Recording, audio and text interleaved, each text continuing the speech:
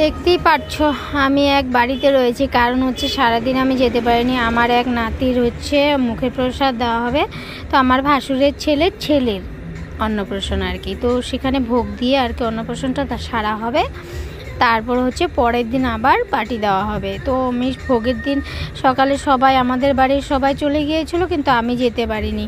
তো দেখতেই পাচ্ছ এখানে ভোগের প্রসাদ রাখা হয়েছে, আর আমি কিন্তু গিয়ে আগে খেয়ে নিয়েছি। তো আমি আসার পথে আর কি এই ভিডিওটুক করলাম আর কি তোমাদের সঙ্গে, মানে শেয়ার করার জন্য যে আমি কোথায় গিয়েছিলাম। তো দেখতেই পাচ্ছ এখানে আমার ভাসুরের ছেলের বউ রয়েছে, ও প্রেগনেন্ট আর কি হবেই আর কি। সে একটা তো মানে একটা ভিডিওতে দেখিয়েছিলাম তোমাদেরকে যে ওর ডেট দিয়েছে পুজোর পরে। তো দেখতেই পাচ্ছ এখানে আবার আমার পুচকুটার সঙ্গে একটু মানে ভিডিও করছিলাম। এটাই আমার নাতি, ওরই অন্নপ্রাশন ছিল আর কি। তো দেখতেই পাচ্ছ এখন চলে আসবো জন্য একটু করে আমি ভিডিওটা করে নিলাম। আর হচ্ছে আমার কোলে ওরা দিতেই ছিল না, তাই একটু একটু করে আমি করে নিলাম আর কি, তোমাদের সঙ্গে শেয়ার করলাম।